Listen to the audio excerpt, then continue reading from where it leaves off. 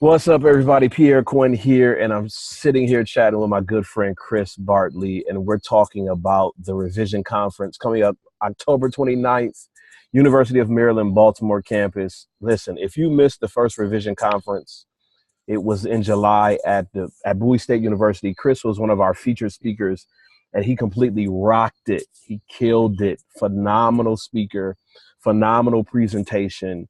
And the attendees said that Chris's presentation was one of the major highlights for them.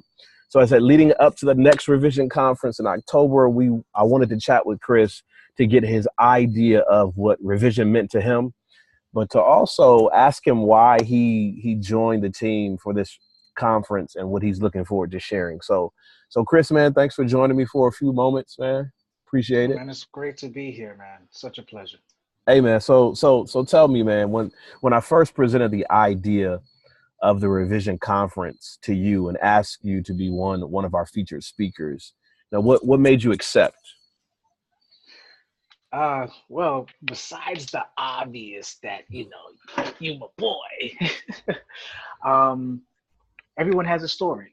I think I'm gonna walk around and get some of this good light. I think we talked about going outside. Let me go outside right quick. So everyone has a story, right? And I think that one of the reasons why I decided to do this was because I actually have this this uh well, I have a story. Right. Yeah. But what makes it a little bit different is that it's positioned in a place that can motivate other people, right? And I think that one of the biggest reasons why I said yes was because my instinct was to say no. It Okay. really was. Okay. I had part of it was, maybe the imposter syndrome. Another part of it was, well, do I actually have enough of something to share with people who are coming looking for something? Another fear or concern was, do I have it together? Hmm. Can I actually not just put something together, but have the proof that what I'm doing is is I don't know, is a prescription for success, right? How can I talk about success if I'm still trying to get there myself? But it dawned on me that's what revision is all about. Hmm. It's not the achieve. We have achieved conference. Yeah. Yeah. It's the how do you need to um, revamp, reschedule, replan, everything with re in it, right? Do over. How do you revise your entire, not just your life, but the goals, your priorities, to get to the point where you can be deemed um, a success. So at least that's part of the reason why, or main reason why I decided to accept it. I call it a challenge. I mean, I know for you it was an invitation, but for me it was a huge Hmm. challenge to take it up and to do what we did. So you mentioned, wrestling with, do I have something to say, and coming from a perspective of, well, I haven't necessarily achieved what could be categorized as success. Now thinking back to the first one and the cast that we had, why do you feel like it's important for individuals to be connected or to learn from individuals who may be slightly ahead of them Mm, versus, we go to some of these big events, we follow these big names on social media, and these people have amassed hundreds of thousands of followers, they make mm, millions of dollars, they're successful, they've published 30 books, they travel around the world. mm. What's the benefit in learning for someone who those individuals may be 50 steps ahead of you, but then there Yeah. are some people who may be 5 steps ahead of you. What Mm. what can we learn from somebody who's just slightly ahead versus, the marquee names? One of the biggest things is relevance. How's it going? Um, I didn't expect to see Hmm. all these people out here today. That's you, Um, man. You're a friendly guy, man. yeah, but one of the things is relevance, right? If you have a Mark Cuban, if you have a Damon Dash, if you got some of these people, and I'm just calling out Shark Tank names because I saw Shark Tank last night. Right, right, but, right. but if you have certain people who are already at a certain echelon of achievement, it's very easy to say, oh, they have a different set of circumstances. They have certain privileges. They have had a different trajectory that align them to this level of success versus somebody who's in the trenches, right? Somebody who's actually going through it. That's Not good. only that, not only is it more relevant, but it's also something that is, and I used the word prescription before. You can pattern after somebody or with somebody who's actually going through it as well. So as I'm going Good. through, let's say, a challenge of, uh, for instance, I'm great at copywriting, but I'm not really that passionate about it. Hmm. So I have some options. Suck it up and do it, right? Outsource, maybe partner with somebody. There are other ways of doing it so that somebody now comes and says, hey, I have this talent, and I don't think it's necessarily a calling. It's just something that I'm really good at doing, Hmm. but I'm not really passionate about it, but I know it can be profitable. I can tell them, well, hey, listen, this is what I'm doing right now as we speak, and this is what's working for me. As a matter of fact, a lot of the That's good. people that I have actually taken advice from and implemented are people that are either right next or just above, right? Just above, where I am to say, okay, cool. P is doing it, right? I Hmm. got to do it then because not only is he doing it, but it's working.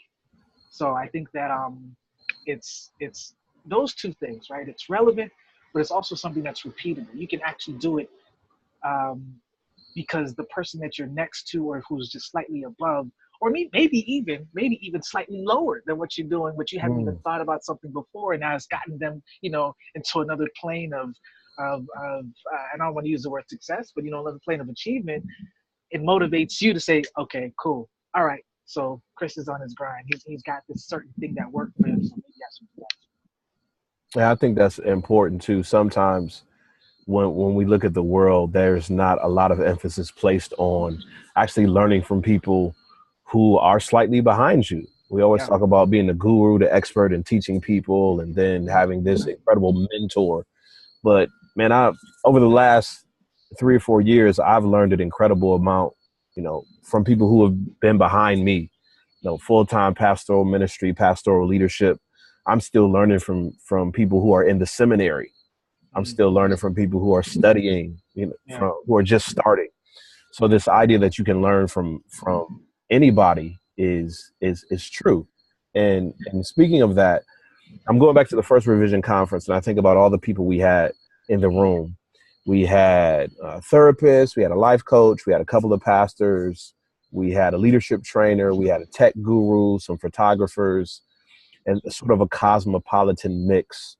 Why are mixes like that sometimes the best learning environments instead of maybe one specialist that you can learn from? Why is it good to have all of these different flavors in one place? Diversity is key. That's one of the things that I still struggle with. It's easier for me to do a lot of the work that I'm doing by myself than it is to collaborate with other people to get different perspectives, different approaches. But honestly, if I'm honest with myself, if I'm going to get to a certain level, if I'm going to get to a certain level of achievement, I need to have people from um, different fields, different industries, different thought processes, right? The way that Mm, as an engineer thinks about solving a problem versus somebody who is a visual designer solves a problem, and even that, you've got the scientific method versus the design thinking hmm. method, so it matters. It really does.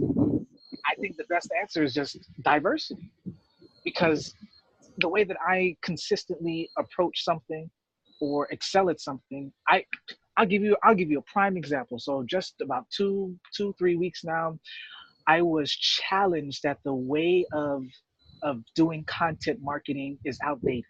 It's Okay. something I'm good at, right? But there's this different approach of learning how to use social media ads, but in a very scalable, like in an insurmountable way that warrants you to only have one great piece of content and then rally behind all of that. But the content that one piece of content has to connect to this end-to-end offering that you have versus gaining the trust first, or sorry, piquing the awareness, or no, Hmm. sorry, gathering the awareness, piquing the interest, then gaining the trust, and then going for the CTA, the call to action, the big ask of, okay, now that I've got you hook, line, and sinker for the last 6 months, buy my $97 ebook. Yep. And then I upsell you to the $97 ebook, but for $199 you can get the video too. Then I upsell you from the $199 ebook and video to the $299 personal development course, right? And and if you really want to see me in person, come to the conference for $600, right? You know, I think that, and those things aren't bad. Those things aren't, for me, not even outdated, but there was a different philosophical view or a different marketing approach to getting the same amount of people, but in half the time. And it threw me up, like it threw me off for about a week, 2 weeks. Everything I'm doing is pointless. I took on the nihilistic worldview for like a week. Like, what's the point of it all? Nothing matters. You know, but that's important, right? Outside of me understanding how important content marketing was, I didn't really think that there was another approach that actually worked, which wasn't spammy to other people. And so that's just one of the examples where you have different people, man, from different walks of life, different approaches, different industries, who can help you solve the same problem. There is no one, and one thing I'm learning in strategy, there is no one way to solve a problem. There is no one golden way. So you kind of set off two light bulbs in my head at the same time, and I want to get to both of them. The first one is, I think it was Darren Hardy that talked about, and I could be wrong, and if it's not you, Darren Hardy, I'm sorry, but I think it was Darren Hardy that said that the most, like, his best advice throughout his life has come from his mechanic, and his mechanic doesn't have the level, you know, hasn't made as much money as him, not famous like him, just a simple guy who works on his craft every single day, but he's stable, and the advice that he provides is solid. The reason why that came to my mind is because I was at the barber shop a couple of days ago, and I was talking to the barber, and it was almost like a voice whispering in my ear, like, this guy could be a good mentor. Totally different industry, different walks of life, different, you know, socioeconomic background, different culture, the whole nine. But something about him sharing his perspective on life almost said to me, I should just pay him, like, even if I don't need a haircut, I should pay him $30 to sit down with him for an hour and really just pick his brain, have a strategy session, because that's what we're trying to do. We're trying to get close to these gurus and experts or whatever, and, you know, we watch their free webinar, and then we get on their mailing list, and then we buy their 4-part video series, and then we get some coaching and training. But we're all really going after the same thing. And what if the people that we need to speak into us or to help us going down that path of revision are a little bit closer? You know, what if it's the manager at Walmart? You know, what if it's the guy that changes our oil or cuts our hair? Or, you know, what if it's the mailman? And sometimes, what were you going to say? I'm saying it takes humility as well to even accept, if you are in a certain industry, or, you know, you're in a certain profession, or you have achieved a certain level of success, for you to submit to somebody else's ideas, and not just to submit, but to apply it. You got to put yourself aside. Man, I'm thinking about doing like a Tuesdays with Maury type Mitch album, like Tuesdays with my barber, Tuesday with this barber. Right. You know? The second light bulb that you sent off in my head, and you were talking about content marketing and strategy, and just kind of unpack for the people who are watching it, sort of, maybe not the whole thing, but kind of your personal revision and how actually what space are you in, and how did you get to that space in terms of profession and calling and all of those things? It's funny. As soon as you said what space you're in, the first word that came to mind was I'm in a broke space. You know, it is, or I should say, has been a journey from after coming back home from Brooklyn. I was a behavioral specialist, or really a transitional employment coordinator, working with people and the mental health field. So That sounds like fancy and complicated. Can you break that down for like I, regular people? I help people with chronic mental illness get jobs, right? Okay. Okay. Those who are re-entering the workforce, most times they have like a traumatic experience or an episode, something that has caused them to be diagnosed with mental illness. They have a hard time getting back into the normal Okay. world. And, there's a whole stigma around what's normal and what Hmm. isn't. And so my goal was pretty much to gain the confidence of we don't call them client, we call them members, but of the just to make it easier for the member, and then also to also gain the trust of the employer. So while I'm doing vocational rehab with our members, I was also building that relationship with potential employers so that they could hire them. But a large part of my theme was helping other people gain employment. So it was very ironic that while I was in this space of trying to find employment for myself, I was recommended, referred to this job or to this, position to help people who are in a disadvantaged position to get jobs. So I also was an internship for those who were international students trying to come to the U.S. to get a paid or unpaid internship. So people who had a significant disadvantage. So when I left Brooklyn to come down here, back to Miami, long story short, I felt like I was at a disadvantage. You know, who's there for me? What am I supposed to be doing here? And what's the whole purpose? I was independent when I was away, and now I'm back. I always said to myself, I'm never going to be 30 being at my parents' house. Well, you know, but it was a reason, right? I left by choice, but there was there was this voice. I really believe it was God that prompted me to come back home for some reasons that I guess are still being impacted as we speak. But long story short, I'm now once again working for myself. It's interesting. There's certain things that you just can't run away from, and I just always found myself building something for myself. It actually is easier, and I had to, I do believe that there are people who know that they are called to be entrepreneurs, Hmm. and they can't, they wouldn't even step foot into a 9 to 5 before trying to do something themselves, right? But I do believe that there are also suppressed entrepreneurs, people that take the scenic, or maybe the self-doubt path of saying, well, I don't know if this is for me, so I'm just going to go ahead and take a sustainable, Hmm. I'm going to make the sustainable choice. I have a family, or if I don't have a family, I'm on my own, but I want to have stability. And it's You see, crazy. I'm pointing two fingers at myself, right? Yeah.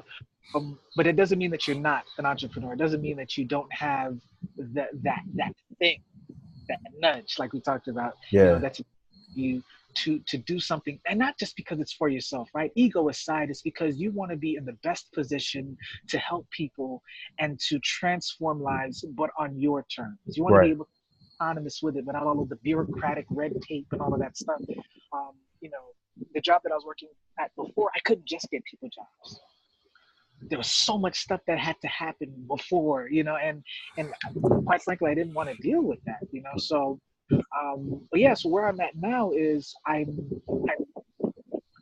at a crossroads again. It's so funny, right? I'm revising again because as good as I am with, UI, UX, copywriting, and all of this stuff, research, how can I use that to transform lives? Mm. Going back to a project that I did 3 years ago called the Anti-Hero Journey. Um, how do I use all of the skill sets that I've gained and I've cultivated over the last 10 years to pour into frustrated leaders who have a hard time realigning their gift with their purpose? It's so meta, right? It's like the frustrated leader who's helping the leader, you know? And with that comes imposter syndrome. Right. That comes self-sabotage. With that comes self-doubt. With that comes a lot of things that discredits you from feeling like you're even in a capacity, or you're able to help somebody else. But that's the short version of it. So that's where I'm at right now. And I think that's that's one of the reasons why we love story, why we love narrative so much. You know, when you read these biographies of these great people, what makes the biography compelling is that a researcher has dug up the challenges, you know, the problems. It's not just the museum version. You know, Mhm, it's mhm. perfectly painted in a line. It has the right spotlight on it. I think we see life and progress and leadership that way sometimes. It's like perfectly fixed, that photoshopped moment, and everything is elegant. You know, and I tell people all the time, you know, you see maybe on a social media perspective of my life, and you see me on stage and you see me on conferences. I'll be speaking at a conference on Wednesday. What you don't see are thousands of rejections, Yeah, thousands of no's, thousands of who are you again? Or, you know, why would we want to invite you in? Or thousands of you there's the pricing thing. You cost too much, but you don't cost enough, and we don't take you seriously because yeah, you're not the $12,000 speaker. You're like the $4,000 guy, and we want a $12,000 guy. And then you look at the $12,000 guy, and you're like seriously. right, right. So, and then you like you were saying, you feel like an imposter, and am I really doing this? And I'm called to help people through teaching and training and counseling and consulting and making a difference in people's lives.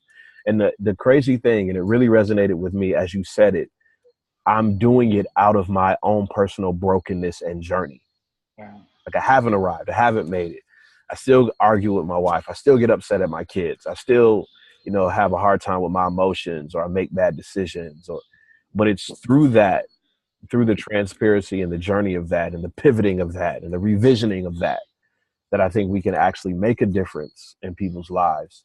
Because exactly. you would hate, and it happens with celebrities all the time. We paint them in this fishbowl, and their lives seem so perfect, and then they do something stupid, and we're let down, like we're heartbroken. How could they? Yeah, Um, they're broken like the rest of us, and it's actually we have the stand. We're in a position to learn the greatest from people who are, I think, more honest about their brokenness. absolutely. And you hit a key word there: transparency. It's it's easier to be more transparent when you are in the struggle. Hmm. It's harder, which is why for me, I have to get back to journaling. I'm so grateful that when I went through my homeless experience, that I actually journaled through that, because it's harder for you to remember or to even conjure up those cathartic experiences, Hmm. right? When you've reached a stage of stability, of independence, being self sustainable, being in this place where, you don't want to, you don't want to remember what it was like to struggle. Mm. Some people though that use that every single day that drives them. Yeah. Quite honest, I don't want to. I don't know how to, maybe that makes me bougie, but I don't want to have to remember every day. I don't want to go back to sleeping in a subway. you know, So I, you live that pursuit of happiness. and I actually watched the movie while I was in it too. like Real like talk, man. Yeah, I have, I, I don't want to use a negative experience as a driving factor to why I want to be where I want to be. I think hmm, it's important to okay. remember Okay. this, and yet though, I think it's I think it's also, I remember when you were talking about you never wanting to have to open up the fridge. Yeah, yeah, yeah. That's deep, there is a place for those moments because it keeps you in check. The days you probably, especially if you're a freelancer, that you probably don't feel like waking up. Hmm. I tell you, what has changed for me is, and we always say this, just get dressed like you are actually going to work. Like I put on shoes too, even though I know that my office is in the house. Hmm. I ain't going nowhere, but I'm going somewhere, you know. And what's necessary is you you have, I don't know, you have to define those things that are going to drive you, man. And for me, it can't just be the negative. It can't be, you know. And you did it so well. You did it so well in the conference. When you talked about not just the things that were that broke your spirit, you know, but then you also approached or gave us the nuances of what it is that you're going to be doing or have done to get you to where you're at right now as we speak. Mm. And that is the motivational stuff, you know. The the don't be homeless is not motivation. Right, right. You know. But I Listen, think I went to a conference and somebody came and asked for prayer because I now know, or I am reliving, revising, right? Stepping into the calling that I know I've revisioning. had all along. Yeah, yeah, yeah. Yeah. You know, that's the motivational stuff. Well, let's bring it, like, tie it all in, or bring it to a close, man. The unique. I mean, there was, for me, there's so many unique elements of what we did at that first revision conference, and I've been to a Yeah, lot of conferences before. And I'm not just saying this because it was ours, but yeah, it just, something about it was tangibly different. And I can't wait till the a couple weeks when we're together in Baltimore. But for us, well, for you, you had the unique position of being a presenter and then being an attendee. You know, you just didn't present and go to a green room. We didn't have a green room. You know, you had your granola bar on the table. You know what I'm saying? yeah. You were a presenter, but then you took in all of the presentations. And from seeing the first one as a speaker and as an attendee, you know, why do you think people should come? Why should they pay that money? Why should they block off half of their day to be in Baltimore for the next revision conference? Um, the first reason is if you know that you need motivation, or if you know that you need to figure out a roadmap for the next steps that you need to do to accomplish a specific goal, if you know that there's some sort of planning, there's some sort of deep thinking that needs to happen, but you can't afford a $10,000 coach, pay that $200 ticket, you know, for the flight to get to the, how much does it cost? I can't even remember, but we had discounts last time. Like, it was an Yeah, instant amount, you yeah, know, and this is the second one and it's even better. You probably might have to pay a little more, but I'll tell you this. I think that the amount of value that you would get from having 10 consultants basically, or 7 consultants, and then people in the room who are doing the same thing, yeah. right, but is different, so you can actually be sitting next to the person who has the answers or can help you through the That's challenges. good. And then not only that, but you in turn helping them because your struggle is probably not the same as theirs. That's the first reason. That's First, good. you actually can afford to go. You cannot afford if you've been in this space where it is now October, right? We're in the last quarter of the year, Fourth 2017. quarter living. Fourth quarter living. This is it. And you've been talking about needing that accountability system, talking about finding that person or hiring that individual. You're going to have at least 7 when you get there. That's the first reason. The second reason is Pierre hit it, transparency. There's nobody that's going to be here putting on airs, talking the highlight reel of their Instagram or Twitter feed. No, you're actually going to get what was wrong, how I fixed it, or Hmm. how I fix it, or how I'm fixing it now. And that's why I think a lot of us, we had the how I'm fixing it now. It wasn't even this is what I plan to do, guys, and you can do this. No, no. This is what I'm currently doing to fix where I am right now. And then this is where I plan to be. Or this is where I am because I fixed it. Because we had a couple of guys, right? We had a Yeah. couple of RK3 was one of them. Yeah. Zard was another one. We had specific individuals who can give us what it looks like after aligning, what you are supposed to be doing in the story that you're supposed to be Mm, telling. It was amazing. that's Um, sweet.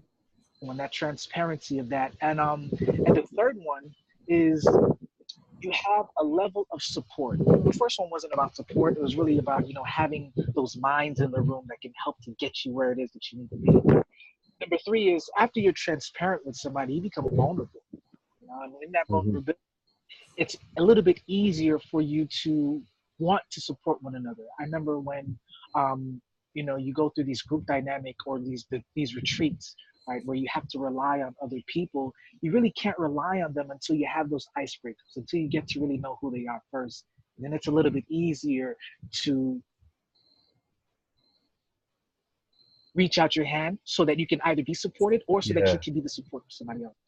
I think just those three alone, is more than enough of a reason, or more than enough reasons to come out this October 29th, Sunday.